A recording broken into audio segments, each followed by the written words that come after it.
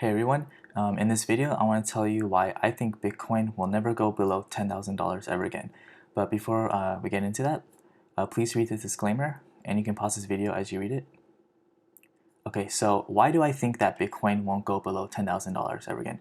So the indicator that I'm looking at right now is the moving averages. So on the weekly 200 simple moving average, you can see that in the past, in 2015, when we had this bear market in 2014 and it bottomed in 2015, we found strong support along the 200 weekly simple moving average right here, and also bounce off here. And we never stayed below it, right? We always found support and it just went a lot higher from there. And in 2018, when we had a bear market, we bottomed also on the 200 weekly simple moving average twice actually, once in December and again in January. And then of course we had the stock market crash last year in March due to the coronavirus pandemic, and that pretty much took Bitcoin down and pretty much anything that wasn't the dollar down, and we overshot the 200 weekly simple moving average, but we found support along this line and we snapped back up and we never retested it again over the last year. So this is why I think that the 200 simple moving average on the weekly chart is, in my opinion, the number one indicator in terms of where I think the market will bottom in the next bear market. And if you look at where that is right now, the 200 simple moving average on the weekly chart, if you pay attention to this number over here in the blue, you'll see that as of today, that number is $10,577. So technically, this video should be why I don't think Bitcoin will go below $10,577, but we'll just say 10,000 just because it's a nice round number. So there you go. I do think that if you bought Bitcoin below $10,000, then you're pretty much safe. Of course, let's be realistic, right? There's no such thing as certainty in the market. The market is about probability. So is it possible that Bitcoin could, one day go below 10,000? Yes, anything's possible, right? But is it probable? And I would say no, it's not probable at this point, especially if we look at this historical chart and we see how the price action has behaved when it interacts with these price averages over the last 10 years, right? This is 10 years of data.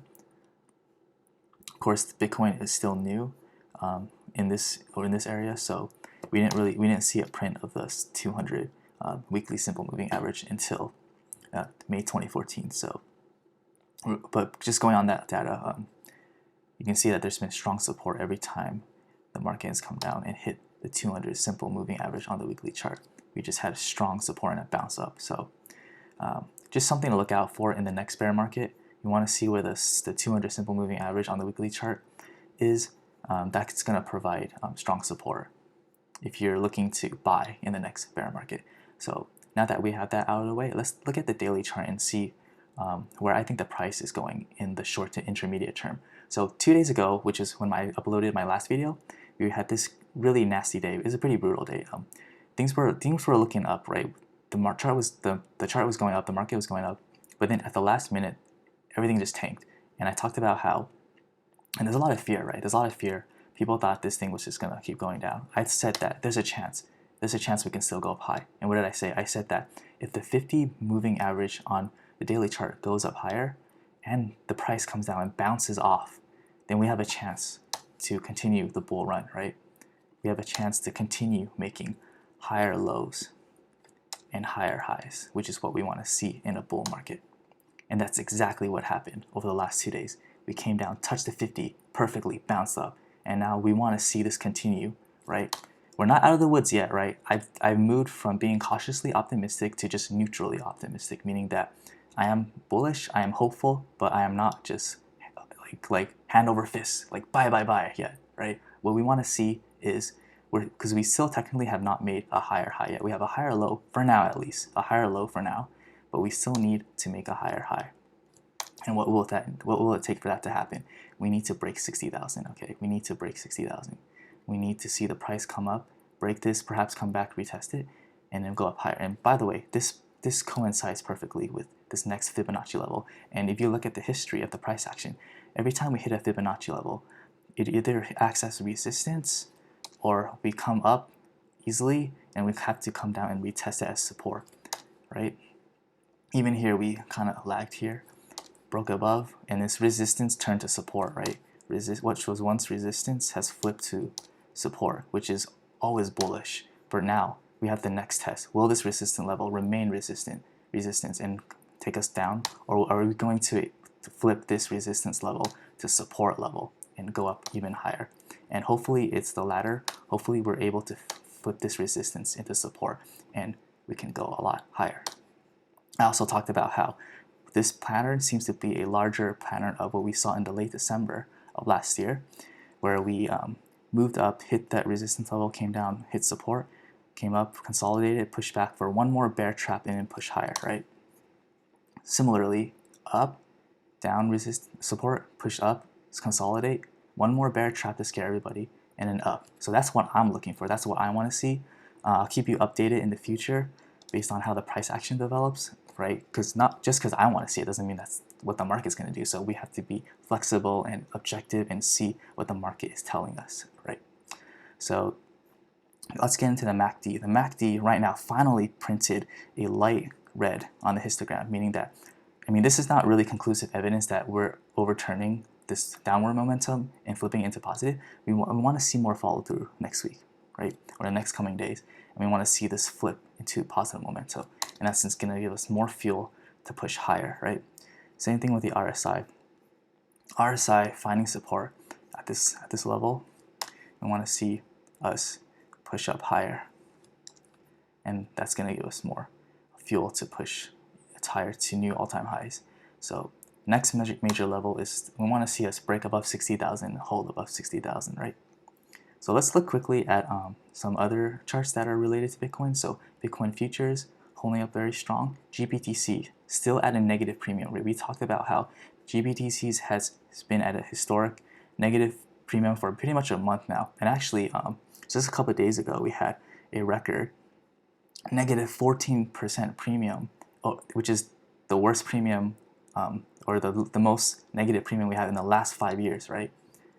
So what does that mean? It means that right now GBTC is under tracking Bitcoin, meaning that it's cheaper than Bitcoin. So you're better off holding the actual Bitcoin. It's usually you want to see ETFs or trusts track, one-to-one, right? But historically GBTC has been tracking more higher than Bitcoin, meaning that historically GBTC's had positive premium, but we're in this rare event where it's negative premium, meaning that demand for GBTC is low. So if you think that Bitcoin is going higher and you buy GBTC right now at a negative premium and the premium flips positive, you're going to get way more return just buying Bitcoin. So that could be an interesting trade if you're willing to take that risk if you think Bitcoin's going higher, right? Remember, I'm not a financial advisor. I'm not going to tell you what to do. You have to make that decision for yourself. I'm here to give you objective, unbiased analysis based on what a chart is telling me. But at the end of the day, you have to make that decision for yourself. Just a reminder. Riot and Mara, the mining stocks, making a nice recovery. Still holding strong. Of course, this really just depends on where Bitcoin's going. If Bitcoin goes higher, then of course Riot and Mara is going to go higher, right? MSTR, forming a bit of a double bottom. It's been fading this incredible rally of late, but we want to see it build strength, and hopefully this double bottom ends up being a double bottom and we end up going higher instead of going lower and validating that double bottom for now. So we have to see for MicroStrategy if we can continue higher. Okay, so let's look at some of the news. So today we have $6 billion in Bitcoin options expiring, and so that could make some of the price action a bit volatile. So far the price has been going up, which is good. But the interesting thing is that April contracts are showing big bets for 80,000 per Bitcoin. So that could be positive because when you have a lot of people betting on options are much riskier because you have a chance of losing all your money if your option expires worthless. But the fact that people are betting on 80,000 Bitcoin, which at this point is out of the money, meaning that people have high conviction that Bitcoin can hit that level, right? Because why would you buy out of the money options if you didn't think? Why would you risk losing all your money if you didn't think that was a high probability, if you didn't have high conviction that the price could cross that point, that price in the future, right? So there's a lot of very bullish people betting big money that the price will continue higher next month. So that's always good news, right? Bloomberg saying that Bitcoin can reach 400,000 as a risk-off reserve asset. Now, actually, the more I've been thinking, I've been trying to think about making a video where I think Bitcoin personally will peak in 2021, and I do think that there is a chance that we might actually hit $400,000, but maybe it won't stay there for very long. But we might see like a blow-off top around $400,000, and I'll probably make a video on that in the future. But it's nice to see other people agree as well. So that would be awesome if we hit that level. But yes, let's see. Another interesting thing is that even though we've seen a pullback, in the price action lately, it seems like there's a lot of people who want to buy Bitcoin, right? So people are talking about how like there are institutions that are coming in taking supply off, say like OTCs, places like Coinbase, which help institutions buy large amounts of Bitcoin without moving the price too much, right? They have their own algorithms specially designed for buying in slowly.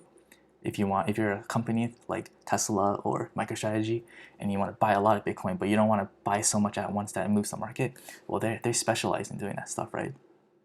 So yeah, so you're seeing a lot of large-scale institutional buyers right now, and Coinbase is helping them buy up a lot of Bitcoin, and that's taking a lot of supplies off the exchange. So there's a bit of a talk of a supply crisis, supply shock that could be coming in the future as there's less and less Bitcoins for people to buy, especially for institutions, because institutions have the big money to move the markets, right? And we can look at the Bitcoin treasuries, which is the Bitcoin on the balance sheets. Of course, MicroStrategies is the famous one that sort of like kicked it off last fall, or actually last summer, when they bought $1 billion in Bitcoin, and now they have 91,000 Bitcoin. And we can see Tesla recently bought $1.5 billion in Bitcoin. And of course, recently they announced that they're starting to accept Bitcoin to buy their cars. And not only that, they're going to run their own nodes, meaning they're validating transactions on the blockchain. And they're also going to keep the Bitcoin instead of converting it into fiat currency or cash, basically. So that's really interesting. It just shows that Tesla, they're not just accepting Bitcoin as like a gimmick. They're really serious about like keeping Bitcoin as a reserve currency, reserve asset on their balance sheet, and they believe that Bitcoin will be valuable and help grow the value of their company over time. And so other companies that we're talking about, also Square. Square is also very active, especially Jack Dorsey. He's a big fan of Bitcoin, right? His company Cash App has basically they're doing a lot to promote Bitcoin. They've been giving out a lot of free Bitcoin on Twitter, and yeah, and they allow you to buy Bitcoin on Cash App and to send it to people for free. Marathon, our favorite mining stocks, Marathon, also bought $150 million worth of Bitcoin a couple months ago, and that's doing very well, of course. Same thing with Riot. And there's a lot of companies, right? It's a small group of companies, but I expect this trend to increase going into the rest of the year as we see more and more companies seeing what the dollar value go down due to inflation, due to money printing, and they want to keep some extra cash that they're not putting to work, that they're not allocating at the moment and putting into Bitcoin, because Bitcoin's going up, and that's going to help at the very least preserve their capital, but at the very best help grow the value of their company along with Bitcoin, right? So just really briefly to close, yes, I am optimistic on Bitcoin going into the future. I do want us to see us break above 60,000 for me to go like full on bullish, right? So we can make that higher high along with this higher low. Of course, we have to hold this level, which is the 50 moving average. If we don't hold that level, then the next level is 47,000, which is this Fibonacci area. And of course, the 100 moving average, which is around 41,000 right now, which of course in the past video I talked about how it coincides with the previous top back in January. And we always want to see previous tops or resistance level act as support if we break that support, that could be bad, right? That could signal a change in the trend of the price action when we start to make lower highs and lower lows, and that wouldn't be good. So we want to hold this moving average for now, which it seems like we are. So I'm happy about that. But yeah, so let's talk about another risk factor. Of course, we talked about in the previous video is the pi cycle top indicator, which is very, very close to crossing right now. And when it does cross, historically, it's signaled the tops, at least in the intermediate term, right? The last time we crossed was in December of 2017, and of course that led to a bear market in 2018. And after that, or before that, was December of 2013. That also led to a bear market. But interestingly, we had a cross in the same year at 2013, back in April, and this was the first like surge. We crossed, fell like 50%, and then we had another surge at the end of the year. So, and then we crossed again. So we had two crosses within the same year. So a lot of people are talking about how this could end up being like this, and you know, it does seem like this is playing out, but we're gonna have to see, because it's interesting, because even though this is getting closer to crossing, there are other indicators that haven't signaled that it's overbought yet. For example, the 2-year multiplier, right? The last time we crossed, if you look at when the pi cycle top has crossed, you can see that this was also telling us it was overbought. This is overbought. This is overbought. We haven't even crossed above the line yet, right? Enough to even give us a red shaded overbought signal, right? Same thing with the Puel multiplier. Back in 2013, we had huge spikes into the red zone, which is telling us it's overbought, right? 2017 here, we haven't even crossed into this red zone yet. Golden ratio multiplier, the last 3 times we crossed, 2017, 2013, and April 2013, we hit this dotted line, telling us it's overbought. We haven't even hit this turtle. We're still trending on this purple line here, right? Same with the Z-score. Here, 2013, April, 2013, December, right? 2017 in December, we hit a huge spike in the Z-score, huge spike telling us it's overbought, overbought, overbought. We haven't even entered this zone yet. So it's going to be interesting to see how this is getting very, very, very close to crossing, right? Very close to crossing. And yet these other indicators have not even began to get into overbought territory yet. So this pi cycle top indicator can end up being a false positive, right? It could be a false positive. For the first time, it could not predict the top. But at the same time, the pi cycle top indicator has never it's never predicted something before it happened. This because it was created after the crosses happened. So it's gonna be interesting to see if this can actually predict the future or not. You know, if we do cross within the next week, it looks like it's gonna cross within the next week, right? If we do cross, will the market come down hard, or will the market kind of shrug it off and go higher? So I personally think it's the latter. I think that this may end up being a false positive, or if it does cross and we do come down, I think that it's not going to be as bad as everyone thinks, right? I think that the markets can still go higher. I think Bitcoin can go above 100,000 before the year ends easily. 100, 200, maybe 300 or 400,000, like the article we just read, right?